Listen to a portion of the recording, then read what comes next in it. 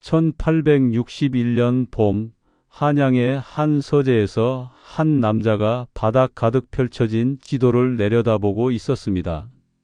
종이는 방 한 칸을 거의 덮을 만큼 넓게 펼쳐져 있었고, 그 위에는 산줄기와 물길, 고을과 길이 끝없이 이어져 있었습니다. 이 장면을 떠올리며 사람들은 훗날 이렇게 말했습니다. 이걸 정말 한 사람이 만들었다고? 대동여지도. 조선 전역을 한눈에 담은 이 지도는 처음 세상에 나왔을 때부터 사람들의 상식을 흔들어 놓았습니다. 이 지도는 단지 크기만 큰 것이 아니었습니다. 산줄기는 중간에서 끊기지 않았고 물길은 방향을 잃지 않았습니다. 어느 고을에서 출발해 어디로 가야 하는지도 비교적 또렷하게 읽혔습니다. 그래서 자연스럽게 이런 질문이 따라 붙습니다. 대동여지도는 어떻게 만들어졌을까? 김정호 혼자서 가능했을까? 본격적으로 이야기를 이어가기 전에 이 내용을 위해 대동여지도 원본과 청구도, 조선왕조실록, 그리고 조선 후기 지도 제작을 다룬 현대 연구 자료들을 함께 확인했습니다. 구독과 좋아요는 역사 라디오를 계속 만드는 힘이 됩니다. 감사합니다. 이제 시계를 조금 뒤로 돌려보겠습니다. 18세기 말에서 19세기 초 조선 사회는 겉으로 보기에는 큰 변화가 없어 보였지만 안쪽에서는 조용한 움직임이 쌓이고 있던 시기였습니다. 사람들의 이동은 이전보다 잦아졌고 장시는 곳곳에서 열렸습니다. 고을과 고을을 잇는 길의 중요성도 점점 커졌습니다. 어디로 가야 하는지, 얼마나 걸리는지를 아는 일은 더 이상 일부 관리나 군인만의 문제가 아니게 됩니다. 그렇다고 조선에 지도가 없었던 것은 아닙니다. 오래전부터 각 고을에는 군현 지도가 있었고 읍지에는 고을의 형세와 주요 길이 간단히 그려져 있었습니다. 군사 목적의 지도도 있었고 관청에 보고하기 위한 지도도 존재했습니다. 하지만 이 지도들은 하나의 기준으로 묶여 있지 않았습니다. 같은 지역이라도 지도마다 크기와 방향이 달랐고 어떤 지도는 산을 과장해 그렸고 어떤 지도는 고을의 위계를 강조했습니다. 이 지점에서 김정호라는 인물이 모습을 드러냅니다. 다만 그의 삶은 기록 속에서 놀랄 만큼 조용합니다. 출생 연도와 가계, 관직 경력은 분명하게 남아있지 않습니다. 조선 왕조실록에서도 그의 이름은 거의 확인되지 않습니다. 이 공백은 훗날 여러 이야기를 낳게 됩니다. 신분이 낮아 벼슬길에 오르지 못했다. 권력의 눈을 피해 숨어 지도를 만들었다는 말들이 덧붙여집니다. 하지만 이런 내용은 확인된 사실이라기보다는 후대의 해석에 가깝습니다. 분명한 점도 있습니다. 김정호는 지도를 처음부터 새로 발명한 사람이 아니었습니다. 그가 살던 시대에는 이미 방대한 지리 정보가 축적되어 있었습니다. 각 지방에서 올라온 보고서, 읍지에 담긴 기록, 이전에 제작된 여러 전국 지도가 쌓여 있었습니다. 문제는 그것들이 흩어져 있었고 서로 기준이 달랐다는 점이었습니다. 1834년에 제작된 청구도는 이 흐름을 잘 보여줍니다. 대동여지도보다 앞서 만들어진 이 지도에는 이미 전국을 하나의 틀로 묶으려는 시도가 담겨 있었습니다. 산과 강, 고을의 배치가 이전 지도보다 한층 정돈되어 있었고 김정호가 어떤 방향을 향해 나아가고 있었는지를 짐작하게 합니다. 이쯤에서 다시 질문이 떠오릅니다. 그래도 결국 전국을 직접 다니지 않으면 이런 지도가 가능했을까? 김정호가 산을 넘고 강을 건너며 조선을 한 바퀴 돌았다는 이야기가 유독 매력적으로 들리는 이유도 여기에 있습니다. 하지만 지도는 걷는 것만으로 완성되지 않습니다. 거리의 기준은 어떻게 잡았는지, 서로 다른 자료가 어긋날 때 무엇을 선택했는지, 그 많은 정보를 어떤 질서로 정리했는지는 또 다른 문제였습니다. 대동여지도는 단순한 여행의 결과물이 아니라 이미 존재하던 지식과 자료를 하나의 체계로 묶어내려는 시도의 결과였습니다. 그리고 바로 이 지점에서 김정호 혼자서 가능했을까?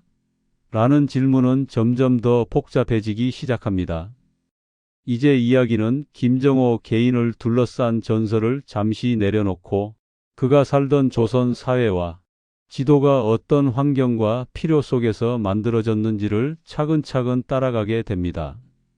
대동여지도가 탄생할 수 있었던 진짜 조건은 어쩌면 우리가 생각했던 것보다 훨씬 넓은 곳에 있었을지도 모릅니다.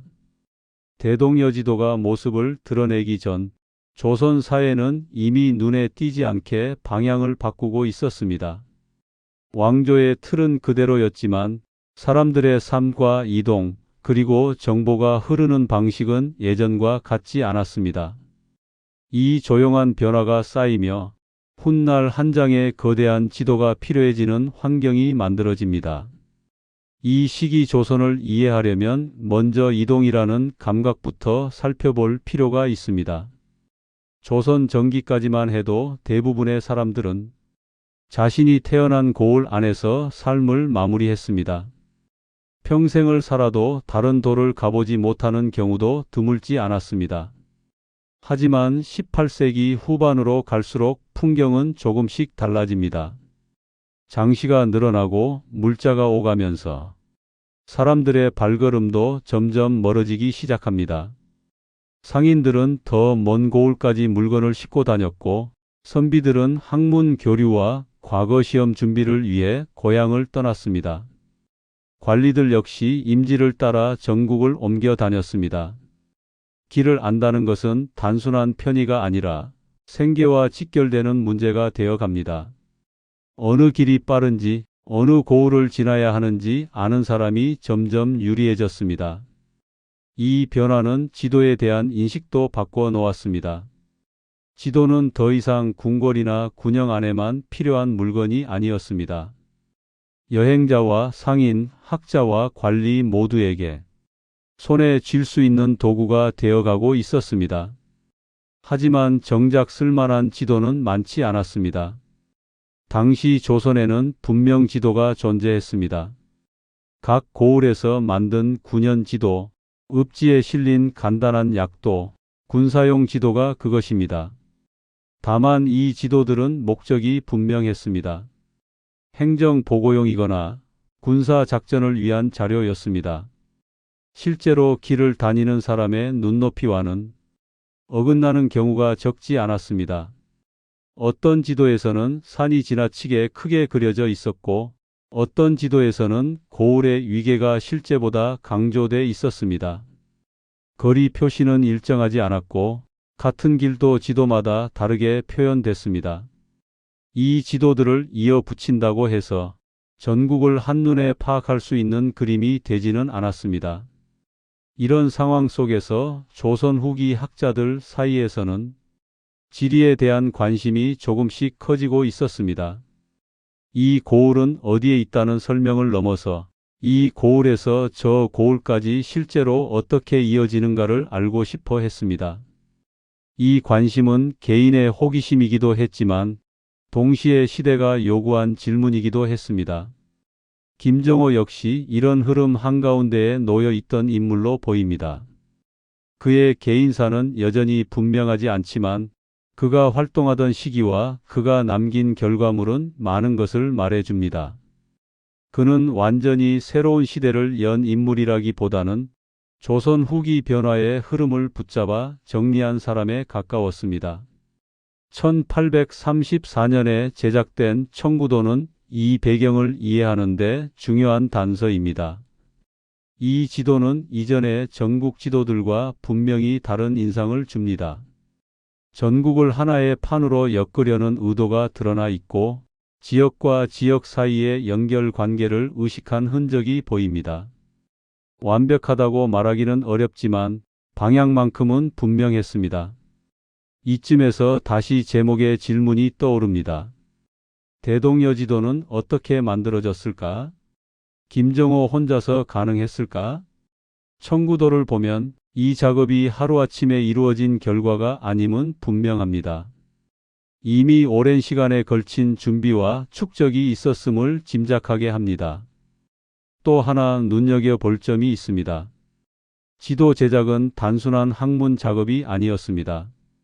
지도에는 비용이 들었습니다. 종이가 필요했고 목판이 필요했으며 이를 새기고 찍어낼 기술과 인력이 필요했습니다. 이 모든 과정을 개인이 홀로 감당하기는 쉽지 않았습니다. 이 점은 훗날 과연 혼자서 가능했을까라는 의문을 더욱 키웁니다. 조선 후기 사회는 엄연한 신분제 사회였지만 동시에 신분과 무관하게 움직이는 영역도 조금씩 커지고 있었습니다. 상업활동과 정보 유통, 기술 노동은 반드시 양반만의 몫은 아니었습니다. 지도 제작 역시 마찬가지였습니다. 설계하는 사람, 목판을 새기는 사람, 인쇄하고 유통하는 사람이 나뉘어 움직였을 가능성이 큽니다.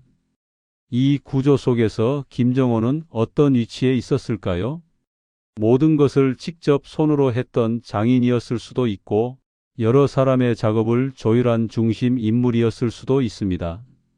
확실한 기록은 없지만 대동여지도라는 결과물은 한 사람이 모든 공정을 홀로 떠안기에는 지나치게 크고 복잡합니다.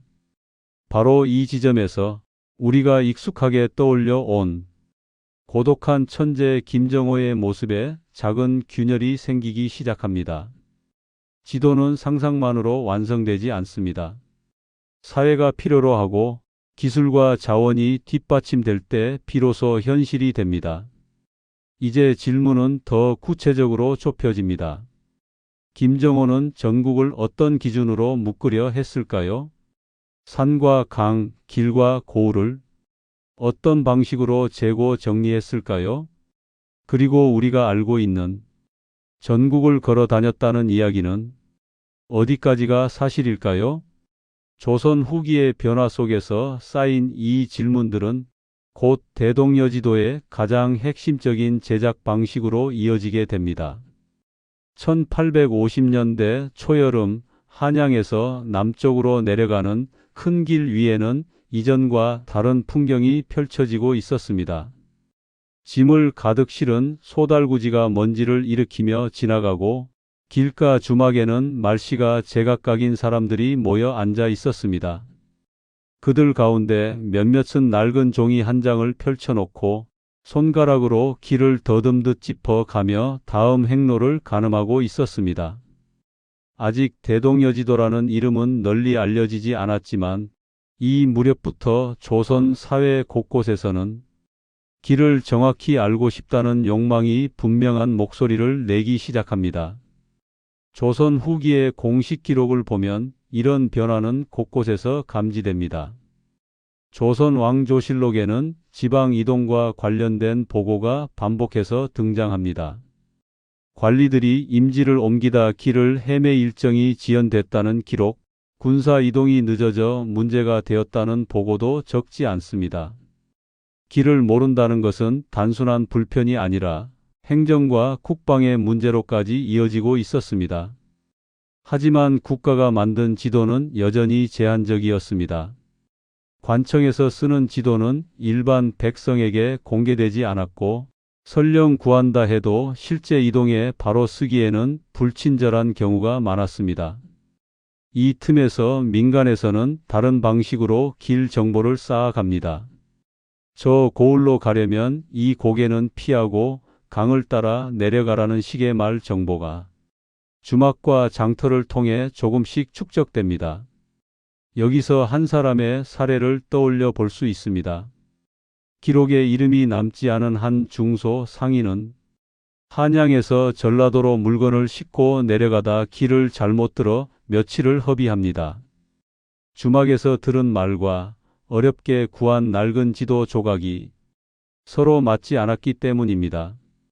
해가 지고 나서야 방향이 틀렸다는 걸 깨닫고 다음 날 새벽 다시 길을 되돌아 나와야 했습니다. 이런 경험은 특별한 일이 아니었습니다. 당시 사람들에게 지도는 늘 참고는 되지만 믿을 수는 없는 물건에 가까웠습니다. 김정호가 마주한 현실도 크게 다르지 않았을 것입니다. 그는 책 속에 적힌 지리와 사람들이 실제로 다니는 길 사이에 분명한 간극이 있음을 인식하고 있었던 것으로 보입니다. 청구도 이후 그가 더 큰 지도를 구상하게 된 배경에는 바로 이 어긋남에 대한 문제의식이 자리하고 있었습니다. 조선의 땅은 하나인데 지리는 지나치게 조각나 있었던 것입니다. 이 지점에서 갈등은 더욱 분명해집니다. 전국을 하나의 기준으로 묶으려면 서로 다른 자료들 가운데 무엇을 취하고 무엇을 버릴지 결정해야 했습니다. 어느 고을의 기록이 더 믿을 만한지, 산줄기와 물길을 어디까지 연결할지, 길의 거리를 어떤 기준으로 통일할지 선택해야 했습니다. 이 선택은 단순한 기술 문제가 아니었습니다. 정사 기록에는 이런 판단의 과정을 자세히 전하지 않습니다. 하지만 당시 학자들 사이에서는 지리는 결국 사람이 정하는 것이라는 인식이 퍼져 있었습니다. 완벽한 지도는 존재하지 않으며 어떤 기준을 세우느냐가 곧 지도 제작자의 판단이라는 생각이었습니다. 이 말은 곧 지도 제작자가 책임져야 할 선택이 많았다는 뜻이기도 합니다. 이 과정에서 자연스럽게 소문도 돌기 시작합니다. 김정호가 전국을 몰래 돌아다닌다더라. 관청의 지도를 베껴 간다더라. 이런 이야기를 뒷받침할 확실한 증거는 남아있지 않습니다. 다만 이런 말이 퍼졌다는 사실 자체가 그의 작업 규모가 이전과는 달랐음을 보여줍니다. 사람들은 이미 그가 평범한 지도장이 아니라는 점을 느끼고 있었습니다. 또 하나의 긴장은 기술적인 문제에서 생겨납니다. 지도를 크게 만들수록 작은 오차는 훨씬 더 크게 드러납니다. 선 하나가 어긋나면 실제 거리로는 수십 리의 차이가 벌어질 수 있었습니다.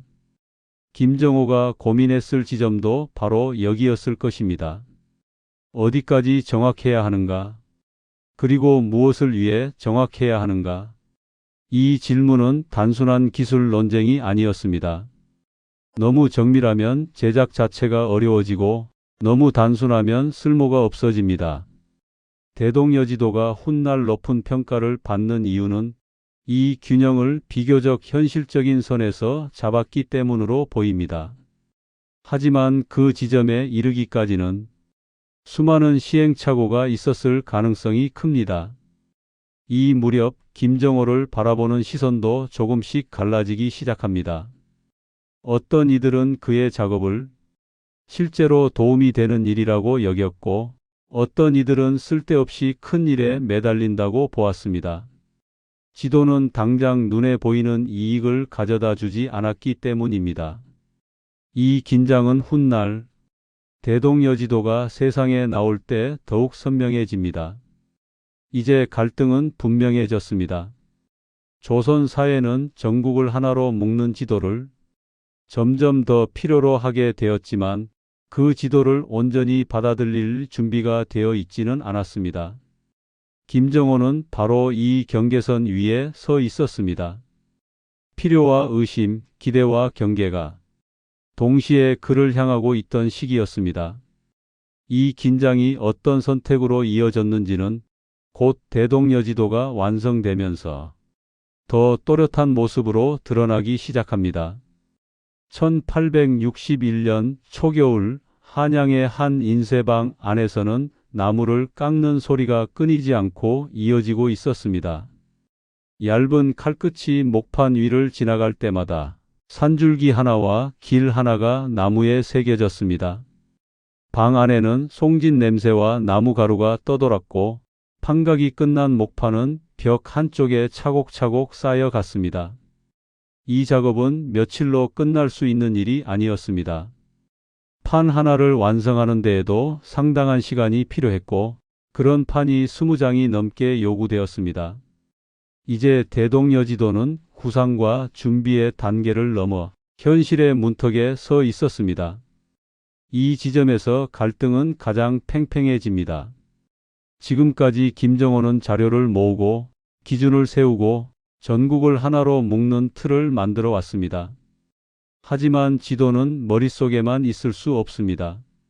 종이 위에 찍혀 나와 사람들이 실제로 손에 쥘 수 있어야 비로소 완성됩니다. 그리고 바로 2단계에서 김정호 혼자서 가능했을까? 라는 질문은 더 이상 상상이 아니라 현실적인 문제가 됩니다. 대동여지도는 목판본 지도입니다. 목판을 새긴다는 것은 단순히 글씨를 옮기는 작업이 아닙니다. 산의 흐름과 강의 방향, 고을의 위치와 길의 연결을 모두 좌우가 뒤집힌 상태로 계산해 새겨야 합니다. 조금만 잘못 파도 인쇄된 지도에서는 방향과 위치가 어긋나 버립니다. 이 작업은 숙련된 각수, 즉 전문 장인의 영역이었습니다. 정사 기록에는 김정호가 직접 목판을 새겼다는 내용은 확인되지 않습니다. 반대로 혼자서 모든 판각을 감당했다고 단정할 근거도 없습니다. 조선 후기의 출판 현실을 살펴보면 이 정도 규모의 목판 작업은 여러 장인이 분업으로 나누는 것이 일반적이었습니다. 설계하는 사람, 목판을 새기는 사람, 인쇄를 맡는 사람이 서로 다른 역할을 맡아 움직였습니다. 여기서 한 가지 중요한 사실이 드러납니다. 대동여지도는 개인의 작업일 수는 있었지만 개인의 노동만으로는 완성되기 어려운 물건이었습니다. 김정호가 중심에 있었을 가능성은 충분하지만 그 혼자서 모든 공정을 물리적으로 감당했다고 보기는 어렵습니다. 이 점에서 혼자서 만들었다는 말은 사실이라기보다 후대의 인식에 가깝습니다. 그렇다면 이 작업은 어떻게 가능했을까요? 여기에는 조선 후기의 출판 문화가 자리하고 있습니다. 이 시기에는 상업 출판이 점차 활발해졌고 책과 지도는 더 이상 전적으로 국가의 전유물이 아니었습니다. 민간에서도 비용을 들여 목판을 새기고 인쇄해 판매하는 일이 이루어지고 있었습니다. 대동여지도 역시 이런 흐름 속에서 이해할 수 있습니다. 이 지도는 학문적 성과이기도 했지만 동시에 분명한 실용성을 지닌 물건이었습니다. 길을 알아야 했던 상인과 여행자, 임지를 오가던 관리들에게 지도는 직접적인 도움이 되는 도구였습니다. 이런 수요가 존재하지 않았다면 이만한 규모의 지도 제작은 애초에 시도되기 어려웠을 것입니다. 이 지점에서 정치적 배경도 함께 살펴볼 필요가 있습니다. 대동여지도가 완성된 1861년은 철종대였습니다. 왕권은 약했고 세도 정치가 사회 전반을 장악하고 있던 시기였습니다. 국가가 주도적으로 전국 지도를 체계화할 여력은 크지 않았습니다.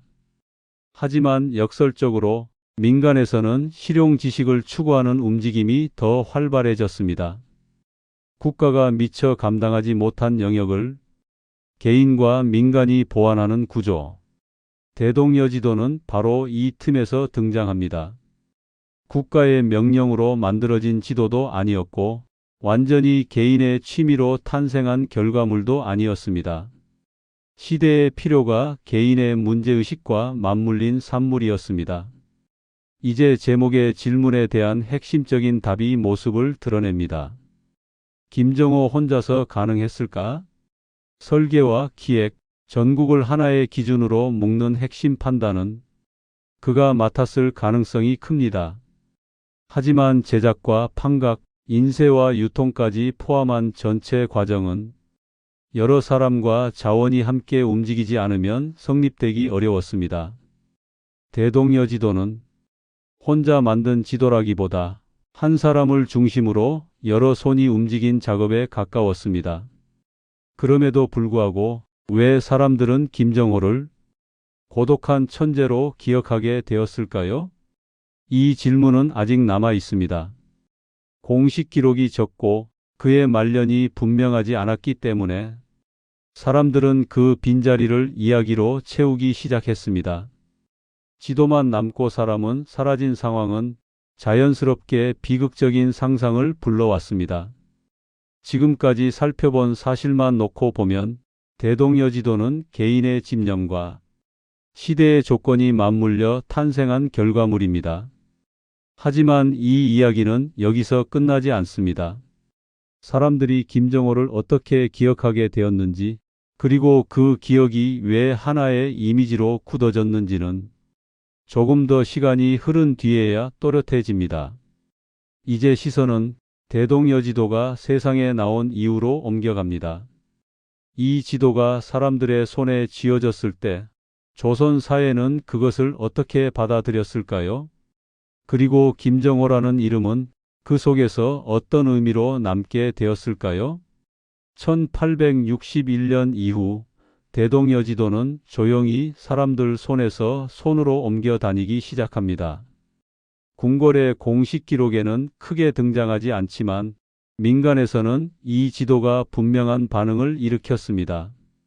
길을 아는 사람이 늘어났고 고을과 고을 사이의 거리 감각도 이전과는 달라졌습니다. 이제 질문은 한 단계 바뀝니다. 왜 이런 지도가 이 시기에 나올 수 있었을까? 그리고 사람들은 왜 김정호라는 이름에 그토록 집착하게 되었을까? 먼저 이 일이 가능했던 배경부터 살펴볼 필요가 있습니다. 대동여지도가 만들어진 시기는 조선 후기 세도 정치가 깊어지던 때였습니다. 국가의 통제력은 예전만 못했고 중앙에서 모든 일을 직접 관리하기에는 행정 역량이 충분하지 않았습니다. 하지만 아이러니하게도 이런 시기일수록 민간의 움직임은 오히려 활발해집니다. 국가가 해주지 못하는 일을 개인과 사회가 나눠 맡는 구조가 만들어졌기 때문입니다. 지도 제작도 마찬가지였습니다.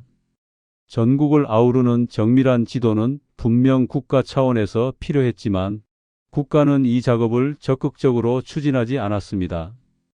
군사 기밀 문제, 행정 부담, 비용 문제 등 여러 이유가 복잡하게 얽혀 있었습니다. 그 결과 지도는 필요하지만 선뜻 손대지 않는 물건으로 남아 있었습니다. 이 공백을 채운 것은 민간의 필요였습니다. 상인은 길을 알아야 했고 유학자는 지역을 넘나들며 학문을 나눠야 했습니다. 관리들 역시 임지를 오가며 현실적인 길 정보가 절실했습니다. 대동여지도는 바로 이 사람들의 요구를 정확히 겨냥한 결과물이었습니다. 학문적 성과이면서 동시에 당장 쓸 수 있는 도구였던 셈입니다. 김정호 개인의 위치도 이 구조 속에서 이해할 수 있습니다. 그는 국가의 공식 관원은 아니었지만 그렇다고 완전히 주변부 인물로 보기도 어렵습니다. 당시 조선 사회에는 이런 인물들이 적지 않았습니다. 제도 밖에 있으면서도 제도와 끊임없이 맞닿아 있던 사람들. 공식 권한은 없지만 실제로는 사회의 빈틈을 메우던 존재들입니다. 김정호는 그런 위치에서 흩어진 지식을 정리하고 사람들이 필요로 하는 형태로 가공한 인물이었습니다. 이 점에서 그는 고독한 천재학자라기보다는 시대의 요구를 읽고 실행한 기획자에 가까웠습니다. 다만 그의 이름만 남고 그를 도왔던 사람들과 제작 과정이 기록에서 사라지면서 이 작업은 점점 개인의 업적으로 축소됩니다.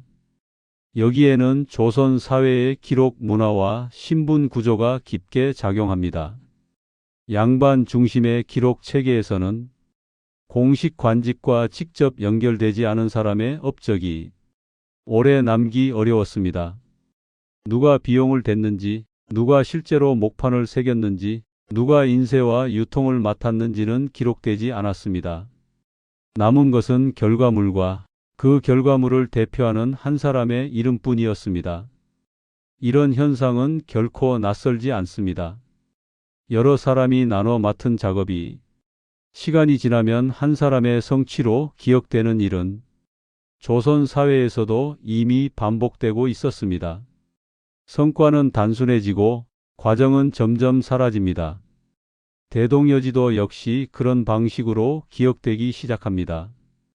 후대의 평가는 여기에 또 다른 색을 입힙니다. 김정호의 말년이 분명하게 전해지지 않자 사람들은 그 빈자리를 이야기로 채우기 시작합니다. 권력의 미움을 받아 옥사했다는 설, 지도를 만들다 나라의 눈밖에 났다는 이야기가 퍼집니다. 하지만 이런 설은 공식 기록으로 확인되지 않습니다. 확실하지 않음에도 불구하고 이야기는 점점 더 극적인 형태로 굳어집니다. 왜 사람들은 이런 이야기를 믿고 싶어 했을까요? 여기에는 조선 후기, 그리고 그 이후를 살아온 사람들의 감정이 겹쳐 있습니다. 권력에 눌린 개인, 제대로 평가받지 못한 노력, 쓸모 있는 일을 하고도 사라진 사람의 모습은 많은 이들의 마음을 건드렸습니다. 김정호는 그렇게 개인의 좌절과 사회 구조의 모순을 함께 담아내는 상징적인 인물이 됩니다.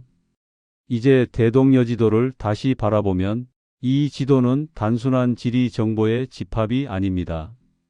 국가와 민간의 역할이 어긋난 지점, 신분제 사회에서 지식이 작동하던 방식, 그리고 개인이 어디까지 움직일 수 있었는지를 함께 보여주는 기록입니다. 혼자서 가능했느냐는 질문은 결국 이 사회에서 개인은 어떤 방식으로 역할을 맡을 수 있었느냐라는 질문으로 이어집니다. 이 질문은 지금의 우리에게도 낯설지 않습니다. 조직이 커질수록 개인의 역할은 분명해지는 동시에 흐려집니다. 누군가는 중심에 서고 누군가는 조용히 뒤로 사라집니다. 대동여지도와 김정호의 이야기는 이 구조가 조선 후기에도 이미 작동하고 있었음을 보여줍니다. 하지만 아직 한 가지가 남아 있습니다. 사람들은 왜 지금까지도 대동여지도 이야기를 기억하고 있을까요? 이 지도가 남긴 영향은 어디까지였을까요? 그리고 우리는 이 지도를 통해 무엇을 다시 떠올리게 될까요? 이제 이야기는 마지막 장으로 향합니다. 1861년 이후 대동여지도는 더 이상 김정호의 손에 머무는 물건이 아니게 됩니다. 지도는 사람들 손에서 손으로 옮겨 다니며 각자의 필요에 따라 펼쳐지고 접혔습니다. 길을 찾는 사람의 손에서, 거리와 방향을 가늠하는 눈앞에서 이 지도는 살아있는 도구로 쓰이기 시작했습니다. 이제 마지막으로 남은 이야기는 이 지도가 남긴 결과와 김정호라는 인물이 이후 어떻게 기억되었는지입니다. 먼저 김정호의 말년부터 살펴볼 필요가 있습니다. 안타깝게도 그의 마지막 삶은 기록으로 거의 남아있지 않습니다. 언제, 어디서, 어떤 모습으로 생을 마쳤는지는 알 수 없습니다. 조선 왕조실록에도 그의 죽음을 직접적으로 전하는 대목은 확인되지 않습니다. 이 공백은 분명한 사실입니다. 그리고 바로 이 공백이 수많은 이야기의 출발점이 됩니다. 후대에는 김정호가 대동여지도를 만들다 권력의 눈 밖에나 옥사했다는 설이 널리 퍼집니다. 그러나 이 이야기를 뒷받침할 공식 기록은 확인되지 않습니다. 오늘날 연구자들 사이에서는 이 옥사설을 사실로 보기는 어렵다는 견해가 우세합니다. 확실하지 않음에도 불구하고 이야기는 오랫동안 사람들의 기억 속에 남았습니다. 왜였을까요? 왜 사람들은 김정호를 평범한 지식인이 아니라 비극적인 천재로 기억하고 싶어 했을까요? 여기에는 결과만 남고 과정은 사라지는 기록 문화의 특성이 자리합니다. 지도는 남았지만 그를 도왔던 사람들, 제작 과정과 자금, 보이지 않게 움직였던 노동의 흔적은 남지 않았습니다. 결국 하나의 성과는 한 사람의 이름으로 압축됩니다. 이런 방식은 조선시대에만 국한된 일은 아니었습니다. 공식 기록은 늘 중심 인물만을 남겼고 주변에서 움직였던 다수의 손길은 쉽게 지워졌습니다. 대동여지도 역시 그런 방식으로 기억된 결과물입니다. 김정호는 그렇게 시대가 만들어낸 구조 속에서 하나의 대표 얼굴이 된 인물이었습니다. 그렇다면 대동여지도 자체는 이후 어떤 영향을 남겼을까요? 이 지도는 조선 후기의 지리 인식에 분명한 변화를 가져왔습니다. 산줄기와 물길을 개별 요소가 아니라 하나의 체계로 이해하는 시선이 퍼졌고, 고을과 고을 사이의 관계를 선으로 연결해 바라보는 감각이 자리 잡았습니다. 비록 근대적 측량 방식은 아니었지만 전국을 하나의 공간으로 인식하는 틀을 제공했습니다. 이 영향은 개화기 이후에도 이어집니다. 근대식 지도가 등장한 뒤에도 대동여지도는 오랫동안 참고 자료로 활용됩니다.